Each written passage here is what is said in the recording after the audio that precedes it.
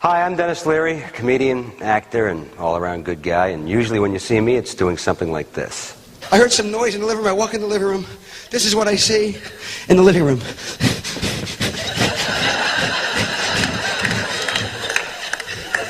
He says, look what I invented, Dad. You didn't invent it. Curly invented it. But today I'm here to talk about something very near and dear to my heart. A close friend. His name is Stanley, and he's considered by some royalty, by others, a religion. This is Lord Stanley's Cup. We all grew up with the same dream, and that's one day to lift the Stanley Cup. We all have that same dream. It's always been my dream. Even today, I still dream about it. I don't think a guy who hasn't won a Stanley Cup doesn't sit there and think about lifting that cup over their head. I've always said that the Stanley Cup to me is a holy grail. You spend your whole life dreaming of maybe playing for the Stanley Cup and winning it. It's the ultimate. It's why we play. And first of all, you want to make it to the NHL, and second of all, you want to win the Stanley Cup. You're almost leery of touching it. It's there, and you're sitting in the dressing room after it, and it's the greatest sense of relief. You're looking at that thing saying, that thing's actually in the middle of our dressing room. If that's what Gordie Howe went after, that's what Jean Beliveau went after, I'm going to get my picture taken with that. I'm going to be able to take my picture home, put it up on my mantle, and whether nobody else ever sees it, I will be able to see my picture with Lord Stanley.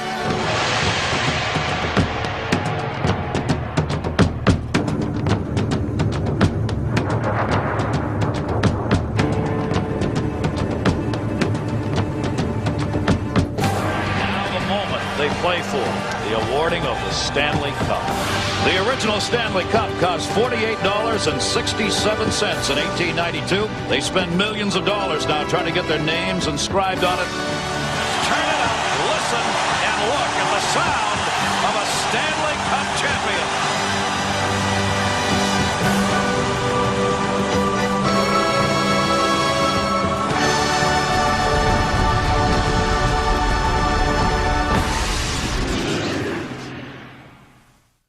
Welcome to Lord Stanley's Cup. I'm here in the Hockey Hall of Fame, and I know what you're thinking. What's that big silver thing that Larry's standing next to? This is the Stanley Cup. And before you start thinking that this is just another sports trophy, think about this. The Stanley Cup has seen more things and been to more places than you and I ever will. It's more than a trophy. It's hockey's ambassador. It's been received by presidents and prime ministers. Professional athletes have cried over it, and millions of people have cheered for it all over the world. Millions of people ever cheered for you? I didn't think so. It's also the only sports trophy that has the name of every winner engraved on the trophy itself. You win the Super Bowl, whose name's on it? One guy, Vince Lombardi. Ever hear of Pud Glass? Of course you haven't. Nobody has. But his name is on the Stanley Cup, right beside Wayne Gretzky's. Forever. You win, and you're a part of history. Now, on the ice, there have been some pretty amazing performances when the cup's on the line, so we start you off with the guys who've done their best when it mattered most. McCarty, he's one-on-one against Niederman. McCarty makes the move, gets in! A magnificent goal! Darren McCarty! Second, star! Forsberg will be credited with a goal! Near side, Forsberg shot, score! Oh, is he red hot? Second the shot, deflected wide by Forsberg. He scores! A German try! Yager, nice move around Brent Sutter to the backhand. Lets it go, he scores! It's by Messier, cuts in, still with the puck. Nice pass to Zubov. Zubov feeds Lee scores! Anderson made a big play. He scores! Anderson on a big play. For a minute, here's Niedermeyer. He can fly. Niedermeyer reaching the trailer. Niedermeyer just missed. Niedermeyer scores! Scott Niedermeyer! Gretzky is up there. Gretzky scores! Wayne Gretzky! Unbelievable! Kovalov! He scores! Alexei Kovalov! Penalty back to the play as Recchi was knocked down. The view dances and it scores! Here's a steal. Messier. Shoots. Smith stops it. The rebound. Smith stops it. Another shot. Smith stops it. You've heard him before. Great save by Smith. Here comes Boy against Mike Richter. Saved by Richter. A penalty shot for Pavel Bure, and Richter has held the fort. Play out there for Garpenau. Going in. One down, rebound. Another shot. Ross stopped the ball. Here's another one. Stop that. Wah. The more important the game, the bigger Patrick Waugh plays.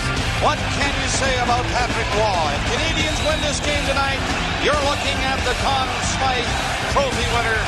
Hands up! Get out! What a hit! And the body check of the playoffs. That's beautiful! Boy, that is Mark Messier at his very best. Bobby Orr behind the net to Sanderson. Orr! Bobby Orr! Scores in the Boston Bruins! Have won the Stanley Cup! And confidence already being up, coming down. They score! Here's the chance for upset! Oh, on the open side. He got another crack at it. He scores! The Canadians win the game in overtime again. Shot, he scores! That's why you pay him $1 billion. He is an amazing man. Every year when a champion is crowned, it means that new stories are written and new legends are born. But in the late 1990s, the Detroit Red Wings added stories to the Cup's lore that may never be forgotten. Detroit's identity as Hockey Town was cemented in the 1950s, when the Red Wings captured 4 titles in 6 years. But that legacy slipped to distant memories, as 4 decades of disappointment were heightened by the frustration of the mid-90s. But in 1997, that would change. There was a very quiet hunger that kept building throughout the playoffs. I think you really saw our team, pour it all on. Vindicating themselves against the Avalanche, the Red Wings set their sights on hockey's ultimate prize. Hey, this is good tough hockey. This is what it's all about. Constantino! The Red Wings are relentless in their attacking. They're all over the Flyers. Looking, comes in, shot, score! Philly was made brutally aware of Detroit's passion. 15,395 days since they won the Cup. 3 seconds left. The Detroit Red Wings are the Stanley Cup champions. We've won the Stanley Cup. We've got a summer to enjoy it and start all over again. Let's make this the greatest summer of our lives. But the celebration was tragically halted. We're just getting ready to take the Stanley Cup around town, and we got that tragic phone call. Vladimir Konstantinov of the Stanley Cup champion Detroit Red Wings is in serious condition. Everybody was on such a high and feeling so good about themselves, and then all this happened. It felt like you just wanted to give that cup back and just have Vlad and Sergei come back. Expected each morning to wake up and that you were going to read in the paper that they were released from the hospital and everything was going to be normal. And day after day it kept going, and you realize that things aren't going to get to normal for maybe forever or for a long time.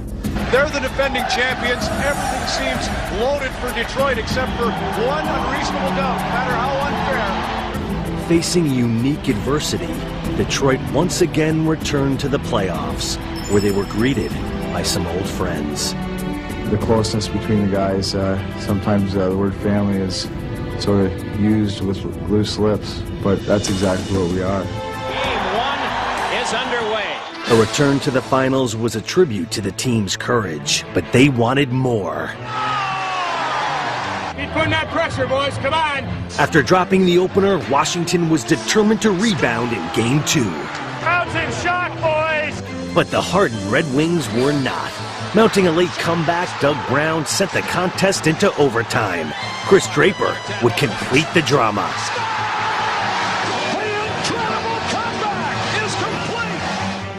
Up 2-0, Detroit looked to repeat the sweep. Detroit looking up, staying onside. Fedorov shot. He scores! Sergei Fedorov! This is Fedorov.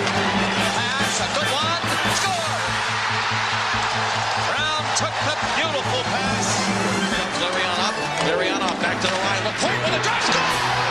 Martin LaPointe with a 60-footer. And the Red Wings pouring on. Kozlov coming right in. Score! Brown gets his second of the game. And you know, that might do it. And they're starting to shine the cup.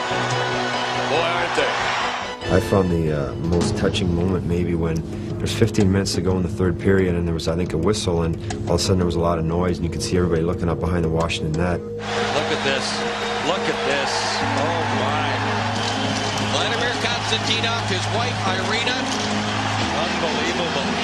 And even the Washington fans put their hands together. And boy, oh boy, it doesn't get any better than that. You know, and our whole bench stood up, and guys are banging on the board and stuff, and this is like 15 minutes to go in the third period of, you know, Game 4. You know, Bob, you have to play 40 games during the season or one during the finals to get your name on the cup. Surely to God, they'll put this guy up. When we win the game 4, and they have a Stanley Cup, it's going to be an emotional moment, because last year when we won the cup, they didn't have a time to enjoy it, and it would be nice for them to have that kind of glory moment to share with us, and once again to see their faces smiling, and to see them happy. And Benchuk, Osgood with his arms up over his head coming out.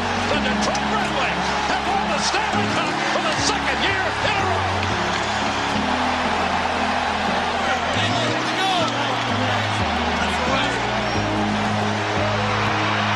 That is a live shot in Detroit. And Vladimir Konstantinov is coming on the ice.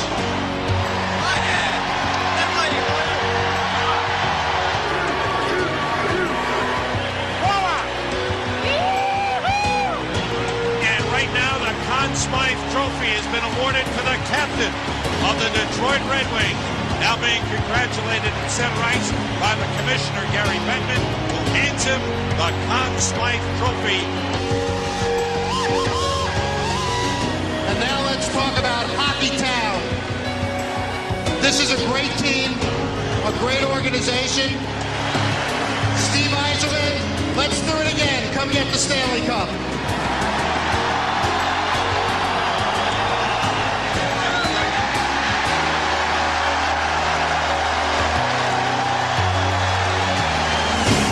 And Steve Yzerman is giving Vladimir Konstantinov the Stanley Cup.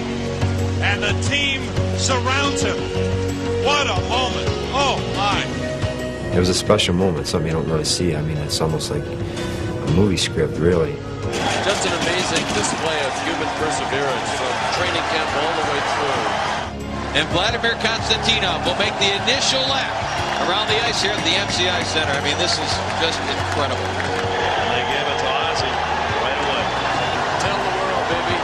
Tell the world. Time to get this baby going.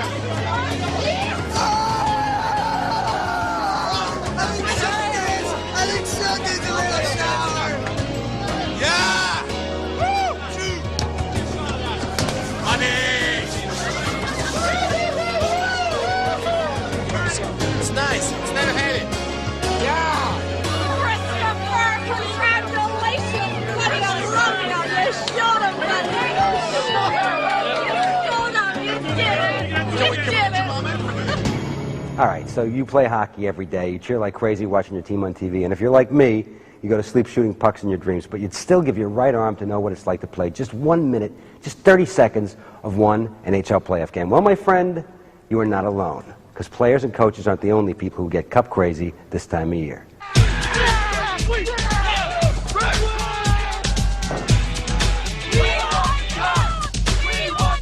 And this is what I've been waiting for 34 years. I got my wife, my kids are here. We're going to have a ball, baby. We're going to kill the octopus.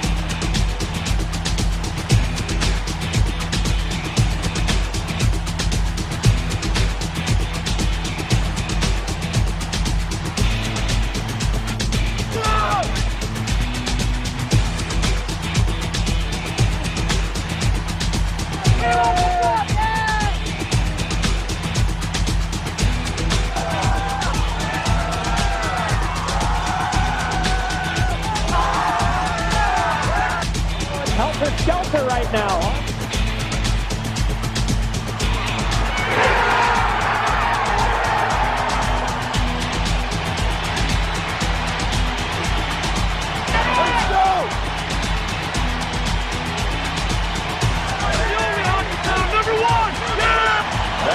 the real Stanley Cup.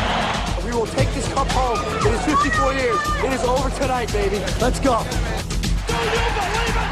Do you believe it? Woo! We won Lord Stanley! It doesn't get any better than this, baby. I've been waiting for this for my whole life. Boy, I'll tell you, these people are going crazy. Yeah! Woo! This is bringing people out of their seats. You gotta love it. This is hockey, baby. Let me the devil! Baby!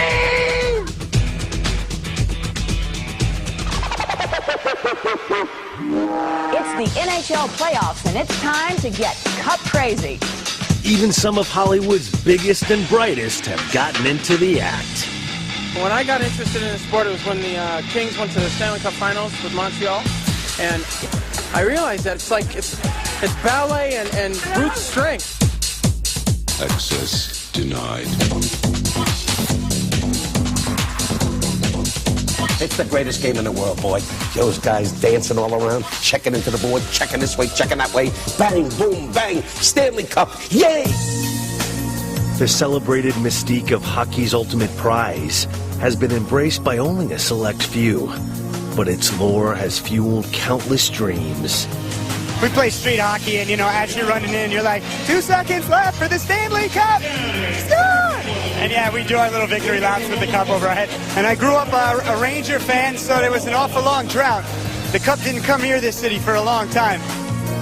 My fondest memories were seeing Game 7 and seeing them win for the first time in my life. Not only that, but that night I went in search of the cup, and I found the cup. Me and my friend got in a cab and said, take us to the cup. Did you drink from the cup? Yeah. How awesome was that? It was unbelievable. 1, 2, 3, 4! Academy Award winner Tom Hanks.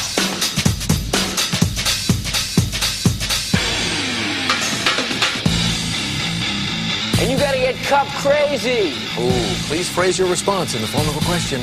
You'd have to be clueless not to be cup crazy.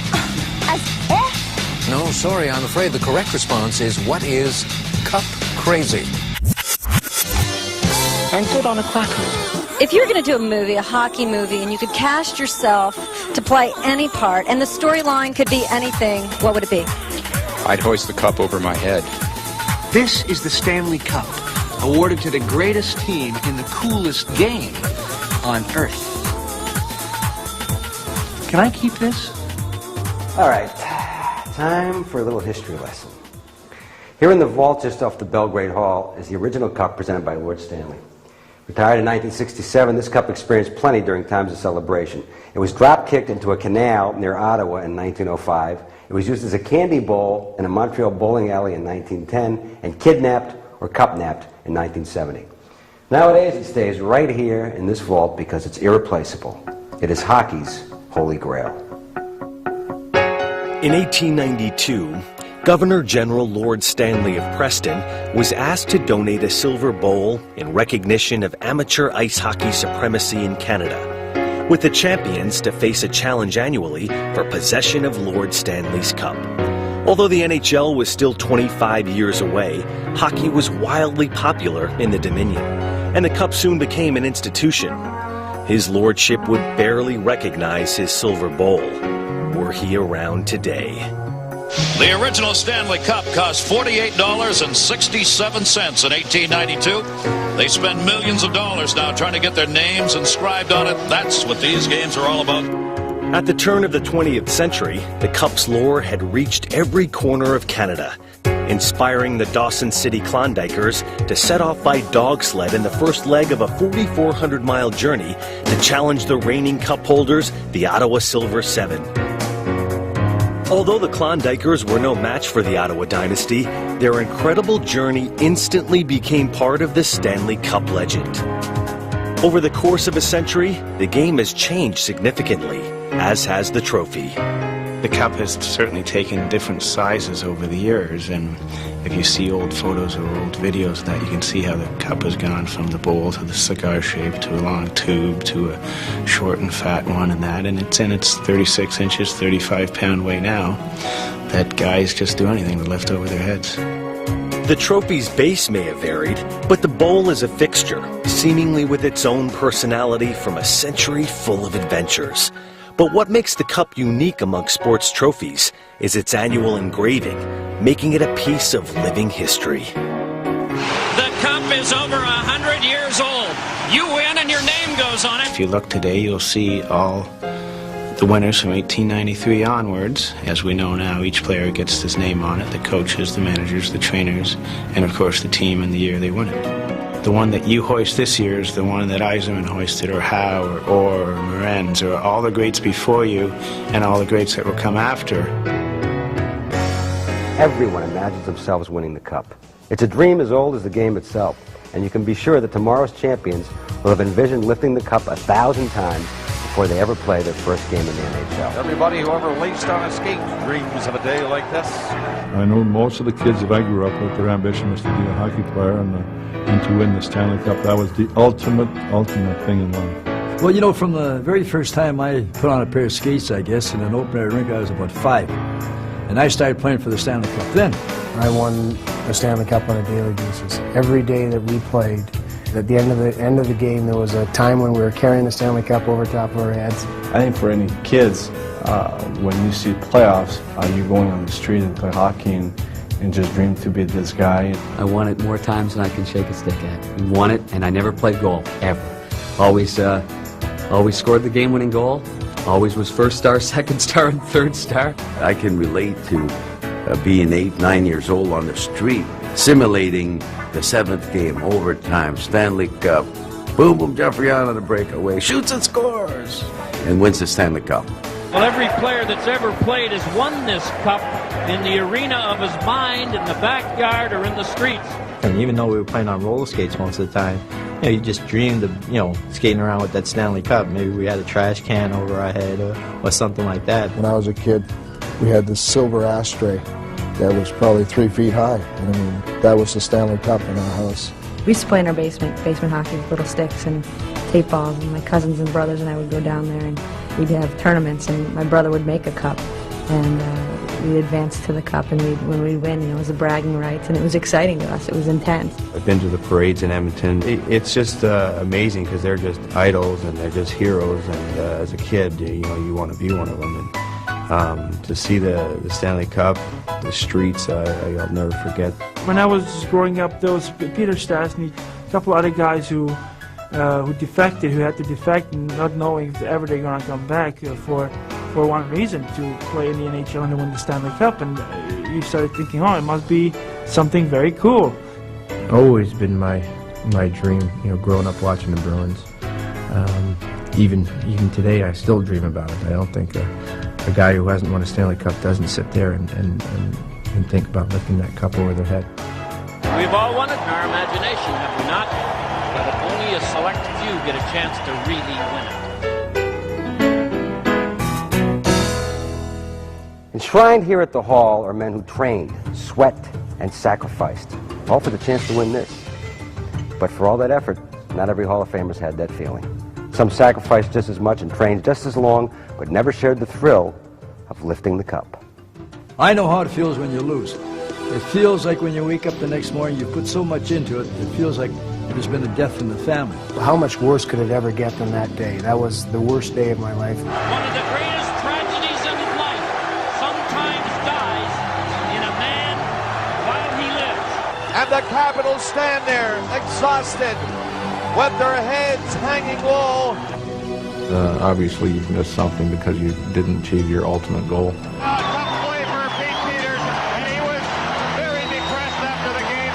When we ultimately lost to the Islanders, seeing their joy and our disappointment, and I was wondering if I'd ever get there again. And Hextall now has the look in his eye of someone who hates terribly to lose. There's going to be a lot of great players go through their careers and never have the opportunity to get their name on the cup. Some of the failed quests have been so painful that they too have become legend. It's a tough one to lose. What a show the Panthers put on. One team that seemed destined to win a cup was the New York Rangers in the early 70s. Their star-laden lineup made them the darlings of New York sports fans, and Emile Francis guided them into the 72 finals. but New York's Garden Party was spoiled by Bruins superstar Bobby Orr. We're playing the sixth game. The score is 0-0. There's about 3 minutes to go in the second period. The puck comes out to Bobby Orr. Orr made a move that only Bobby Orr could make. He threw the puck to the inside of the rink and pulled it back and took a stepper on, fired the puck and beat Villemure on the glove side. That was the game. It's probably one of the most painful experiences of my life. In Madison Square Garden, the sixth game, for them parading this thing, this huge trophy, like around our home, you know, in our home. So it was very painful. 22 years later, New York finally got to celebrate its championship. But like all Stanley Cup battles, there were emotional casualties. When you go to the seventh game and you're laying in your bed that afternoon thinking about, you know, you're 60 minutes away from carrying the Stanley Cup around Madison Square Garden. You're that close, and to fail, you know, it took a while to get over that. Even the powerful Oilers were not immune to heartache. One of the cruelest episodes in hockey history occurred in 1986, when a rookie made such a colossal Game 7 blunder that it derailed a dynasty. Steve Smith won't soon forget his 23rd birthday.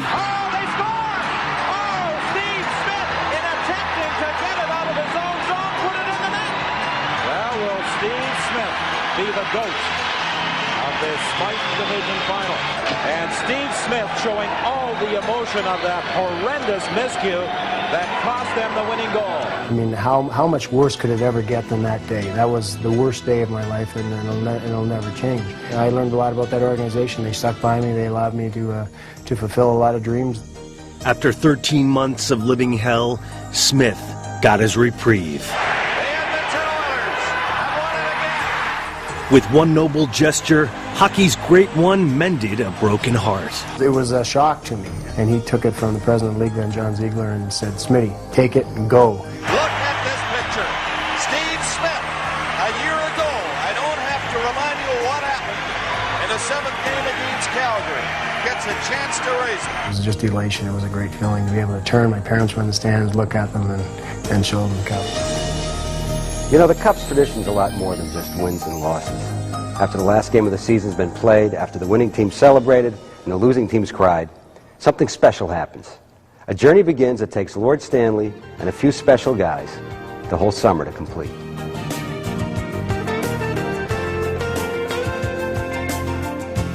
I think one of the neat things about the Stanley Cup is obviously its off-season travels. Each player gets it for a 24-hour period, and that 24 hours is used right up to the second in most cases.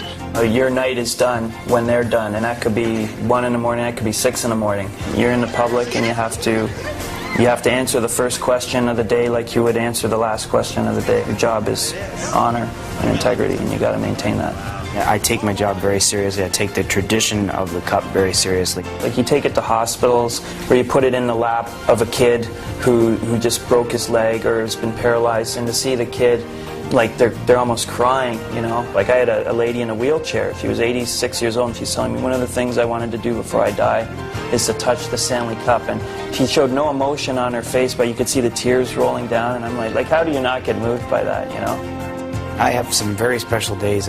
Being able to travel to Sweden for 8 days was tremendous. We had a very good time with Anders Eriksson at his party. Probably the most fun, I think, though, I had was the 2 days I spent with Joey Koser. He took the Cup home to his home in Kelvington, Saskatchewan. That's a town of about 900 people, and his civic rally drew about 3,000 people. Wow. People came from buses of 4 or 5 hours away to come see the Stanley Cup, and then the rest of the time we hung out at his farm by the campfire and sang songs. Here's Simon. He has two loves in life. One of it's fishing and one of it's hockey. So he combined them both. He was fortunate to win the Cup. We took it out in a boat into Wawa Lake, and we fished for 4 hours, and he was just in heaven, sitting with the cup beside him with the fishing rod in the water. Unfortunately for Chris, though, he didn't catch anything that day. It travels now, not only Canada and U.S., but obviously there's Europeans in the National Hockey League, so it goes over to Europe, and throughout the summer, the Cup sees some really neat things. I think in Moscow, we underestimate what people around the world think of the Stanley Cup and that sometimes, because they were thrilled to see it, to have Fedosov and pass it around to some of the people to actually, so they could touch it. That's a real one. That was something probably in a lifetime when we might not ever see again, to see the Cup cup overseas and into Russia and into Moscow. I've always believed it's about the luxury of having your fingerprints and your name on that trophy, but I think it's more about the sweet feeling you have when you hoist the cup overhead and you know that you're in for the most beautiful and endless summer of your entire life.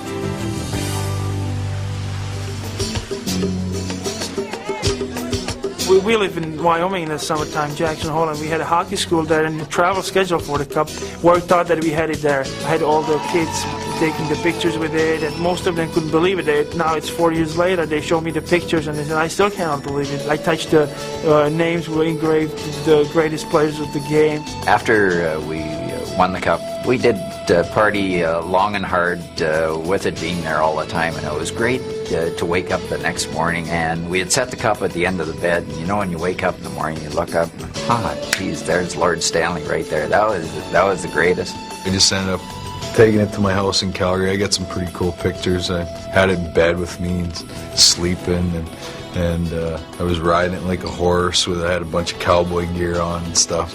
Joey was promised years ago when he won the first Cup that he could bring it down to the neighborhood, but because of scheduling, he never got the chance. To bring that Stanley Cup into that playground and see the guys skate around with it, it was really special.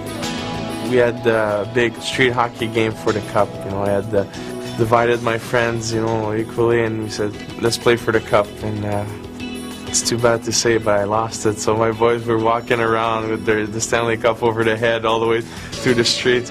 We made several trips with that Stanley Cup to hospitals, and just to bring it to as many people as you could, to let them touch it, to let them feel part of it. I mean, he had it one time right outside of his condominium or his brownstone or whatever in New York, just on the street, and he was sitting on the steps, and people would just walk by, and it was absolutely incredible. They were just like, this just doesn't happen in pro sports.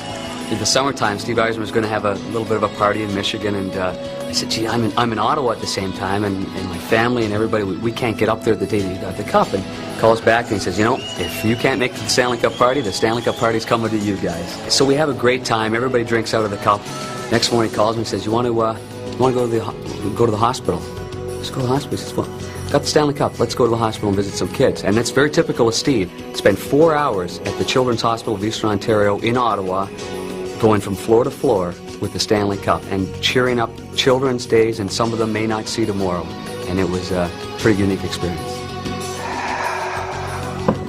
Hey, we're downstairs in an exact replica of the Montreal Canadiens dressing room. The Canadiens, of course, have won the Cup an astounding 24 times, which is why I'm wearing this jersey in their locker room. Now, getting your name on this thing once, that's tough enough, but a couple of teams have been able to dominate an era and bring this baby into their dressing room 4 or even 5 times. They're called dynasties. And the men who've been part of a hockey dynasty, well, after a while, they seem to think that they own this thing. Montreal wins the game 4-0 and the series 4 straight. Most fans agree this is the finest hockey team ever assembled. Third, the second Stanley Cup. No American based team has ever done it. And the Oilers have won it again. Yes, I'm a city and I just can't take the war. Hardcore, hit it from the front door. I'm like a rebel and a renegade, living in the underground. Demonic minds are trying to hold me down. They see my eyes are focused on the prize, on the stage and the fight, and the war, but let it die.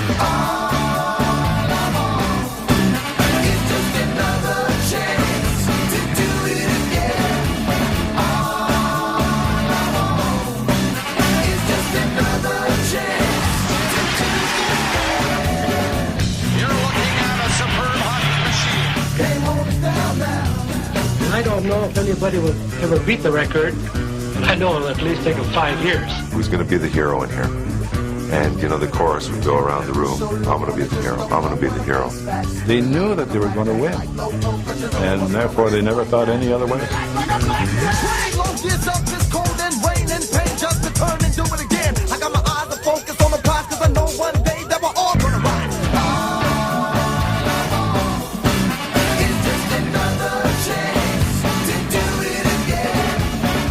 If you're going to win, might as well win, have a good time.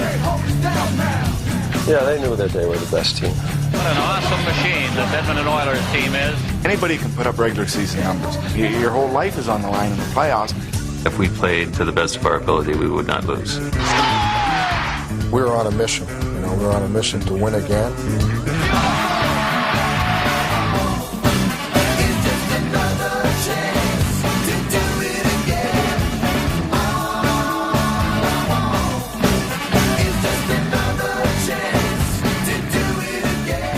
Every team that ever won a Stanley Cup comes away with a couple of things: the memory of lifting it and the pain that went into getting there.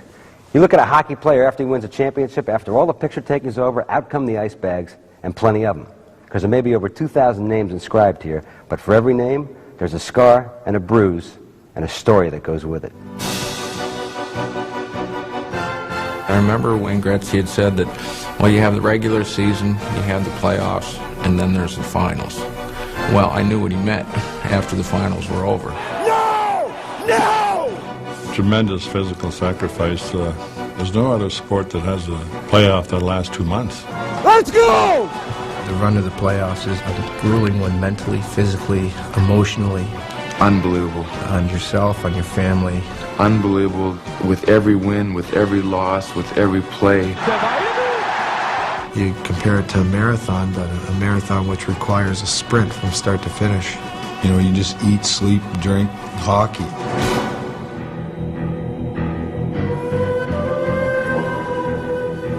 That's what you play for, and when you get there, you want to do anything to win it. And if it's playing through pain or any kind of sacrifice, so do it. It's a really hard thing to explain what you go through. You know, you really have to go through it to know what it's like to play when you're injured. It's demanding, it's hard, it's difficult. There's not a player probably on the team who's 100%. With the cup on the line, no sacrifice is too great.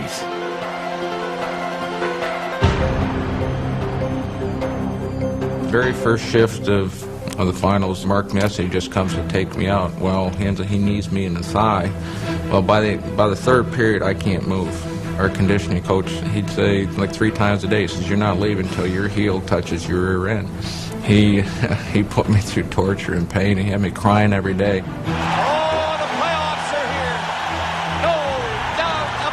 We recall Brent Gilchrist. He was getting needles, as awful as it sounds, in the groin. And we would hear him screaming before games and in between periods. And he was, you know, maybe 4 or 5 rooms over, and we could hear him screaming.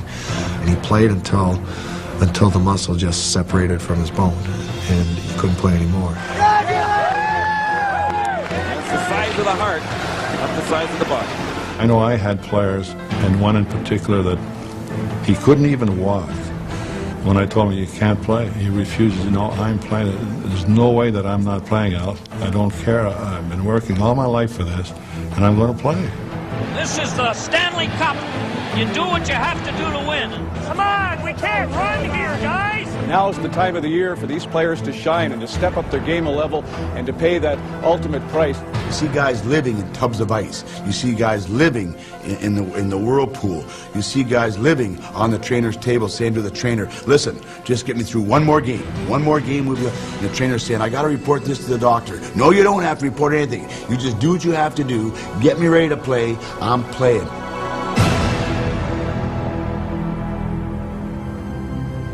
By the time you've traveled, all the miles you've traveled to get there and to take a shot at it, the biggest thing you don't want to do is you don't want to be left out in the final run at it. Win, lose, or draw, you don't want to be left out. It really takes everything that you have in your power to win, and I think that's why it's eluded a lot of players in their careers. For me, it's the only thing I wanted to accomplish. I mean, I could give away all my goals for one chance at the Cup, and it's just a great ride. There's nothing like it. There's nothing like it. I mean, I'd love to do that one more time. I would give anything for that. It's nothing like it, and you forget about all your injuries. You're very focused, and there's one thing you want, and that's the big cup.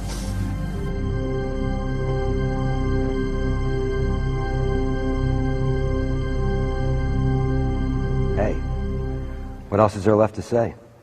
But that's what this trophy is all about, isn't it?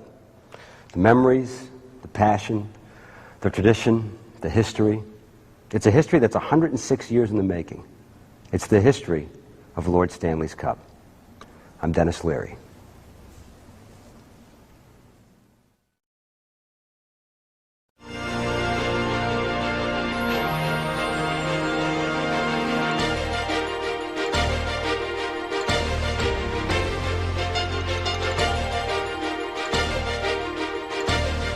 I went to the Hockey Hall of Fame and got my picture taken with the Stanley Cup, and you know, the very next the next season I ended up, getting my name on it. So it was kind of ironic, I guess.